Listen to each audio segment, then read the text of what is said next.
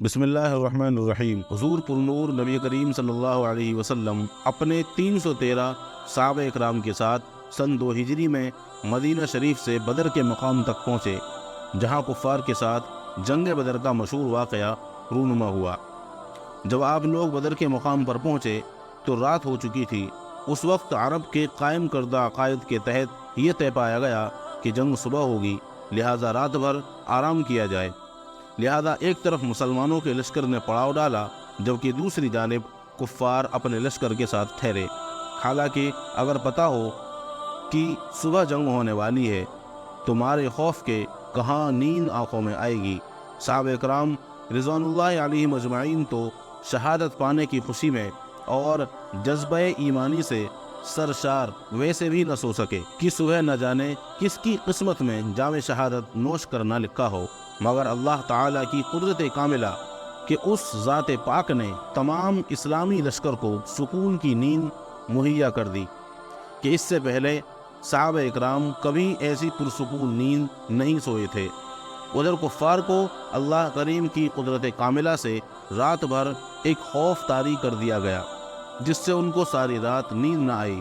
ایک اور چیز کہ اللہ نے مسلمانوں کے دلوں میں کفار کے لشکر کو انتہائی کم کر دیا، جبکہ کفار کے دلوں میں یہ خوف ڈال دیا جیسے وہ 313 نہ ہوں بلکہ 10,000 ہوں۔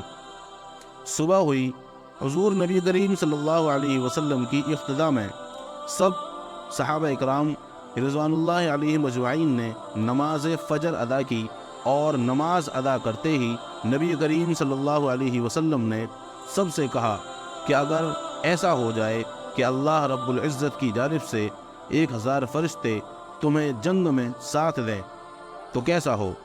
تو صحابہ اکرام رضوان اللہ علیہ مجمعین مارے خوشی کے جھوم اٹھے۔ پھر فرمایا کہ 3000 آ جائیں تو پھر تمام صحابہ رضی اللہ عنہم اور خوشی سے جھوم گئے۔ پھر فرمایا کہ اگر 5000 فرشتے آ جائیں تو کیسا ہو؟ تو تمام صحابہ اکرام رضی اللہ عنہم بہت خوش ہوئے اور کہنے لگے کہ اگر ایسا ہوا تو ہم کفار پر بڑی آسانی سے غلبہ پا جائیں گے۔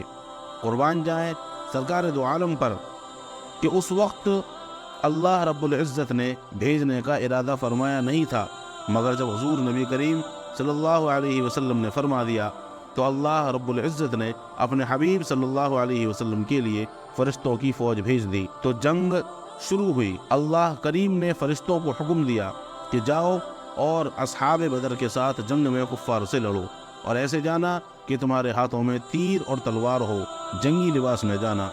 تو حکم باری تعالیٰ پاتے ہی فرشتوں کی جماعت سردار ملائکہ حضرت جبرائیل علیہ السلام کی قیادت میں اصحاب بدر کے ساتھ کفار سے جنگ کرنے آ گئے، اور یہ جنگ مسلمانوں نے فرشتوں کی غیبی مدد سے بآسانی جیت لی۔ بہت سے کفار کے سردار اس جنگ میں مارے گئے، جس سے ان کی کمر ٹوٹ گئی اور بہت سے کفاروں کو قیدی بنا لیا گیا۔ تو نبی کریم صلی اللہ علیہ وسلم نے صحابہ اکرام رضوان اللہ علیہ مجمعین سے پوچھا کہ کیا کیا جائے ان کے ساتھ، تو سب نے اپنی اپنی رائے دی کہ ان کو قتل کر دیا جائے یا ان کو قیدی بنا کر غلام بنا لیا جائے۔ مگر قربان جائیں آقائے دو جہاں صلی اللہ علیہ وسلم پر کہ اللہ رب العزت نے بے شک آپ کو رحمت للعالمین بنا کر بھیجا، تو آپ نے یہ فیصلہ کیا کہ ان سے فائدہ لے کر چھوڑ دیا جائے۔ کیا بات ہے سرکار دو عالم صلی اللہ علیہ وسلم کی کہ لوگ ان کو مارنے کی غرض سے آتے اور آپ اپنی رحمت با کرم کے صدقے ان کو چھوڑ دیتے۔ جنگ بدر میں مسلمانوں کے لشکر میں صرف 313 افراد، 70 اونٹ، 3 گھوڑے، 8 تلواریں اور 6 زرہ تھی، جبکہ لشکر کفار کے پاس 1000 افراد، 700 اونٹ، 100 گھوڑے، 950 تلواریں اور 950 زرہ تھی۔ ایک نظر جنگ بدر پر ڈالیے اور اپنے وجود پر غور فکر کریے کہ آج ہمارے پاس کس چیز کی کمی ہے، ہم کہاں کمزور ہیں۔ کفار کے لشکر میں کھانے پینے کا سامان بڑی کثرت سے تھا، روزانہ 11 اونٹ ذبح کر کے کھاتے تھے، جبکہ اسلامی لشکر میں زیادہ راہ کی یہ حالت تھی کہ کسی کے پاس 7 تو کسی کے پاس 2 کھجوریں تھی۔ آج ہمارے پاس کیا نہیں ہے بتائیے؟ مہینے بھر کا راشن بھرا رہتا ہے اور پیسے ایکسٹرا رکھے رہتے ہیں، پھر بھی ہر جگہ بے بس ہیں، مارے کاٹے جلائے جا رہے ہیں۔ پتہ ہے کیوں؟ کیونکہ مسلمان دین سے بھٹک رہا ہے، اللہ پر سے توکل ہٹ رہا ہے 2 کوڑی کی چمچاگیری میں لگا ہے، اپنا ایمان بیچ رہا ہے۔ کفار کے لشکر میں عیش و عشرت کا سامان بھی کافی تعداد میں تھا، یہاں تک کہ کسی پانی کے کنارے پڑاؤ کرتے تو خیمے لگاتے، اور ان کے ساتھ گانے والی طوائفیں تھیں، جبکہ مسلمانوں کے پاس ایک خیمہ تک نہیں تھا۔ صحابہ اکرام نے کھجور کے پتوں اور ٹہنیوں سے ایک جھونپڑی تیار کر کے حضور اقدس نبی کریم صلی اللہ علیہ وسلم کو اس میں ٹھہرایا۔ آج اس جگہ مسجد بنی ہوئی ہے۔ نتیجہ کفار کے لشکر سے 70 آدمی قتل ہوئے، جن میں ابو جہل بھی تھا۔